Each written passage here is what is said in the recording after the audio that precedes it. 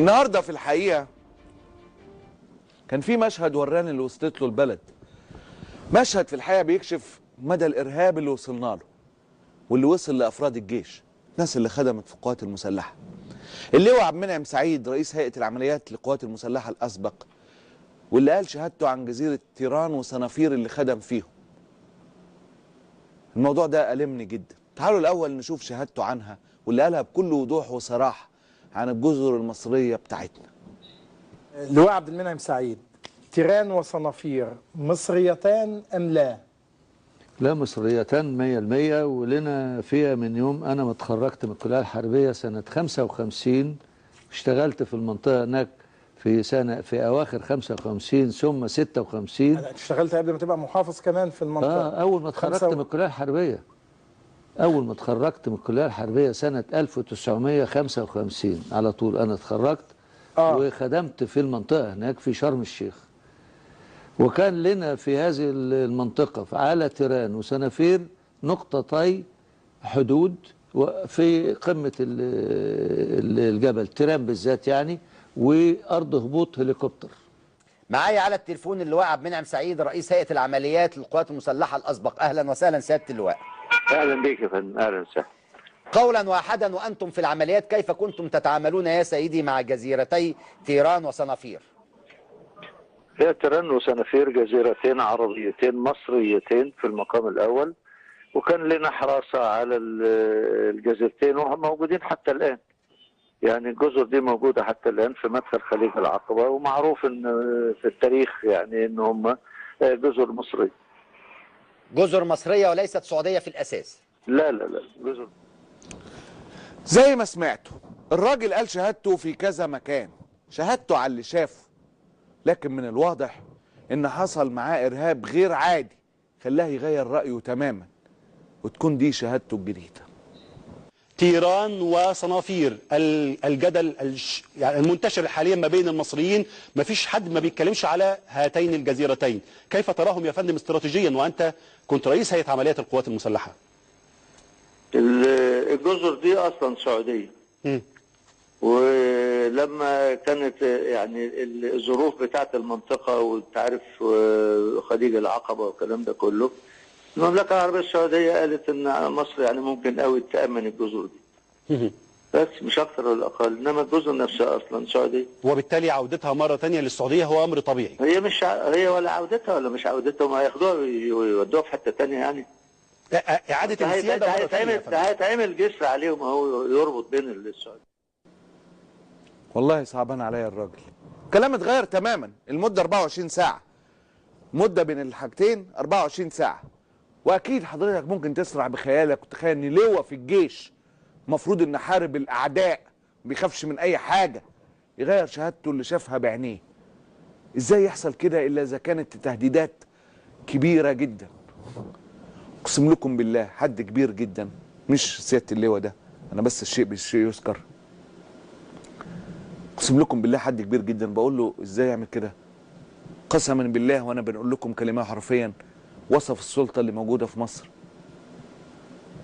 قال لي دول انا مش عارف يعني ينفع اقول ده. قال لي دول كفره ممكن يخشوا يموتوني في مكتبي. والله العظيم قالها لي وجها لوجه. حد في قامه اللواء عبد المنعم سعيد كده. وطبعا ده مش مبرر ان حد يغير شهادته، بس ده بيؤكد على مدى الارهاب اللي وصلت له اللا دوله اللي موجوده دلوقتي، العصابه. حتى لو كان الارهاب ده على شخص خدم في القوات المسلحه المصريه. قبل ما ندخل في موضوع جزر تيران والصنافير والناس اللي عندهم وطنيه مفرطه، الوطنيه اللي بقت وطنيه التفريط في الارض، دي نوع جديد خالص. قلت لكم امبارح احنا دخلنا مرحله جديده. الوطنيه دلوقتي نوع جديد، وطنيه التفريط في الارض. واصبحت الوطنيه، الارض دي مش ارضنا ولا نعرف عنها حاجه. ما كانش ينفع نبدا حديثنا الا لما نبدا باحد علماء علم النفاق والتعريض في مصر. بس كان في حد بيحاول ينافسه المره دي في التعريض والنفاق. تعالوا نشوف وصلة النفاق ما بين ملك النفاق في مصر وحساسين. يعني أنا عايز أتوقف أمام 3 نقاط. النقطة الأولى هي تلك الحفاوة التي قوبل بها خادم الحرمين الشريفين من أعضاء مجلس النواب، ظل التصفيق وحضرتك كنت موجود. نعم. وشاهد نعم. لفترة من الوقت أكثر من مرة. ما كانوش عايزين يقعدوا، ما كانوش عايزين يقعدوا من كتر التسقيف. طبعا كان في الحقيقة حالة من الترحيب والارتياح الشديد. نعم. الملك سلمان يا مصطفى بيه المفروض البروتوكول بعد ما خلص كلمته هيقوم ويمشي، ومع ذلك قال كلمته فضل قاعد ومستني مش عايز يقوم. صحيح. يعني حتى يعني بيقولوا لنا زملائنا وهو خارج بره كان سعيد جدا وعبر عن سعادته لرئيس مجلس النواب والوكلاء والوفد المصري اللي كان بيرافقه لغايه السياره. وكان مبسوط الحقيقه، وكان يعني كان بالفعل حاسس بهذا الالتفاف الشعبي الكبير من ممثلي الشعب المصري، وهي مسألة لها دلالتها الكبيرة عند خادم الحرمين الشريفين. وتلاحظ كمان يا مصطفى بيه لما وقف كمان وهو خارج، راح واقف وكلم الدكتور علي عبعال وعايز تحس انه عايز يقعد تاني، يعني ما كانش عايز يمشي. صحيح. صح؟ لاحظتها حضرتك دي؟ النهارده كان في حالة ارتياح، وأفضل شيء هو التلقائية اللي تعامل بها النواب. الترحيب التلقائي اللي كان من القلب النهارده، تصفيق من القلب، هتافات من القلب.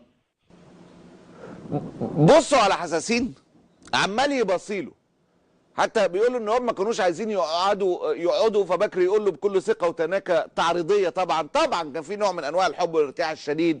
يرجع له حساسين يقول له الملك ما كانش عاوز يمشي من استقبال النواب ده، يقول له ده كان نفاق تلقائي. فبكري عاوز يقول له ايه حساسين يا بتاع الاعشاب الوهميه، عايز تبيع الميه في حاره السقايين؟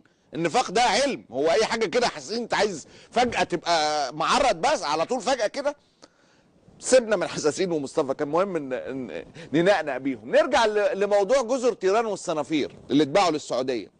الحته اللي مننا اللي اتباعت من ارضنا اللي الاف الشهداء ماتوا عشانها في حروب تاريخيه اخرها حرب 73 عشان ندافع عنها. طبعا الكل كان مستني رد فعل الاعلام الوطني، الاعلام بتاعنا اللي بيمتلك سكوك الوطنيه ويوزعها زي ما هم عاوزين، وبيرفض ان ارضنا تتباع. الكل كان مستني ردهم ومستني الرفض المبرح، لا الارض دي ارضنا والحلم ده حلمنا. بس كالعاده كان ردهم هو ده. حتى هذه اللحظة الحكومة المصرية تقول، سواء الخارجية أو الحكومة المصرية أو كل من سألتهم في الحكومة المصرية بيؤكدوا أن هذه جزر سعودية، وأنه بالفعل كل الأوراق التي قدمتها المملكة السعودية هي أوراق سليمة.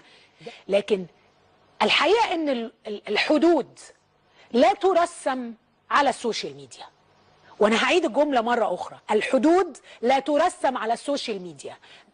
المهم وفقا للقانون الدولي ووفقا لكل شيء، الجزيرتين دول في الأساس كانوا مصريتان ولا سعوديتان؟ كل كتب التاريخ بتقول إنهم كانوا سعوديتان بملك قبيلة الضرعي.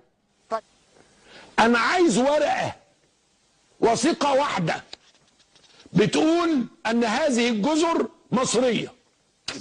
يقول لك على فكرة ده فجأة كل المصريين بقى صنافير وتيران، روحي ودي البلد دي بلدنا ودي الحتة اللي فيها ذكرياتنا وطفولة، فجأة كله واحد. لأنه الناس شغالة.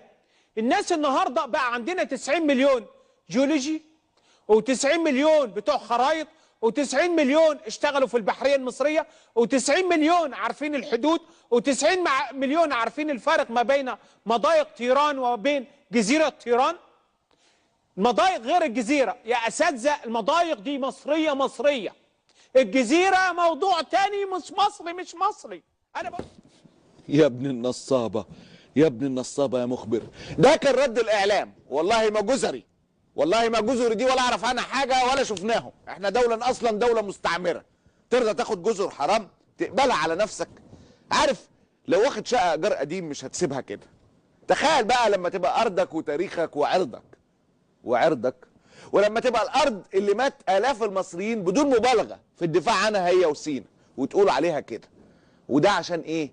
عشان حبة فلوس تدخل جيوبكم، تبيعوا مصر كلها وتشتموا أي حد يدافع عن حق بلده عشان حبة فلوس، حبة رز. كل ما نقول إحنا وصلنا لقمة القاع أتفاجئ إن في أكتر، لسه القاع مليان ولسه الناس تحفر فيه. بس أنا لفت نظري واحده تانية كانت واحده من اكتر المتصدرات في الدفاع عن ارض مصر لحد 3 سنين فاتوا، وعرفت تظهر بوجه جديد بعد الثوره، بعد ما كانت عضوه في حمله مبارك الرئاسيه، لا وابنه كمان، ودايما بتفاجئنا في كل مره بظهورها بوجه جديد. وكانت من فتره قصيره بتحاول تقول لنا ارضنا وعرضنا حلوه عرضنا دي، وكالعاده الكلام ده كله اتغير. هذه السيده هي لولو الصغيره او لميس الحديدي. لكن تبيعوا البلد وتتفاوضوا على حته ارض وبعدين ترجعوا تنفوا سواء في سينا ولا في جنوب مصر، فده شيء اخره عمرنا. احنا مش هنقبل ده. كل الحاجات التانية بنتخانق ونعمل مظاهرات واحنا نصرخ هنا ونائب عام مش عارفه عامل ازاي وندخل معاكم في قضايا ومحاكم ونبتدي نتخانق مع بعض. في النهايه ارضنا هي ارضنا، في حدود يعني في حدود. حتى هذه اللحظه الحكومه المصريه تقول، سواء الخارجيه او الحكومه المصريه او كل من سالتهم في الحكومه المصريه بيؤكدوا ان هذه جزر سعوديه، وانه بالفعل كل الاوراق التي قدمتها المملكه السعوديه هي اوراق سليمه. لكن الحقيقه ان الحدود لا ترسم على السوشيال ميديا. وانا هعيد الجمله مره اخرى، الحدود لا ترسم على السوشيال ميديا. شفت لميس وهي عامله زي الوحش، تبيع وبعدين تبيع يا لميس، ابيع يا باشا. هو انا بعمل حاجه غير ان انا ابيع؟ بس والله يعني شفت العنطره قدام مرسي والجدعانه والبتاع، فجاه قلبت قطه. مش عايز اقول حاجه تانية، بس الواحد في واحد تاني بقى بيبيع، متعود يبيع، ما كنتش حابب اتكلم عليه انه بصراحه ده الطبيعي بتاعه، بس هو اسلوبه الغريب والمتطرف في البان قلب المواقف ملفت للنظر. يعني تنفيذه للاوامر بتجيله عكس بعض بينفذها بطريقه بذيئه جدا بجد، غصب عننا بتخلينا مش عارفين حتى نقول له كلمه السيسي ما يصحش كده. انه احمد موسى سنتيمتر ولا حبه تراب ولا حبه رمل. شهدائنا على مدى السنين الماضيه واللي لحد دلوقتي دماءهم موجوده لسه ما بردتش على تراب سيناء العزيزه علينا ولا سنتيمتر. الناس النهارده بقى عندنا 90 مليون جيولوجي و90 مليون بتوع خرايط و90 مليون اشتغلوا في البحريه المصريه و90 مليون عارفين الحدود و90 مليون عارفين الفارق ما بين مضايق طيران وبين جزيره طيران. المضايق غير الجزيره يا اساتذه، المضايق دي مصريه. الجزيره موضوع تاني، مش مصري. انا بقول لك مش مصري، مش هزايد عليكم على فكره. ولا وثيقه في العالم تقول دول تبعنا. يا احمد امال فين تراب مصر ولا شبر واحد ومش هنفرط؟ دول جزيرتين طولهم اكتر من 111 كيلو متر، ولانه عنده قدرات عاليه في النفاق والتعريض بتخليه يشتم اي حد مش زيه. قد اي حد بيقول كلمه حق تخليه يشتمه وتخليه ينقلب من الدفاع عن مصر انه يشتم اي حد بيدافع عن تراب مصر. يعني جه النهارده خالد علي بيخاف على مصر. يعني خالد علي النهارده بيدافع عن تراب مصر مثلا، يعني اكتر من الرئيس، اكتر من وزير الدفاع، اكتر من رئيس الوزراء، اكتر مننا يعني اللي هو حضراتكم. يعني خالد علي النهارده بيدافع عن تراب مصر. يسلم. الخرفان النهارده وجمال حشمت ومعتز مطر وكل الخونه دول بيدافعوا عن تراب مصر. يعني النهارده بيدافعوا عن تراب، افتكروا تراب مصر النهارده. ايه ده؟ يعني الواد الاراجوز ده بيدافع عن تراب مصر النهارده. ايه يا جماعه؟ ايه يا جماعه في ايه؟ ايه الموضوع؟ هو البلد النهارده مصر بتسيب ولا امتى عملتها عشان تعملها؟ امتى عملوها عشان يعملوها؟ في اي زمن يعني؟ انا طبعا كالعاده زي ما حضراتكم عارفين مش هرد على شتمته ليا ولكل واحد حب يدافع عن ارضنا وعرضنا. انا هرد عليه وعلى اللي زيه او شبهه هو ولميس وبكري وغيرهم بحاجه واحده بس.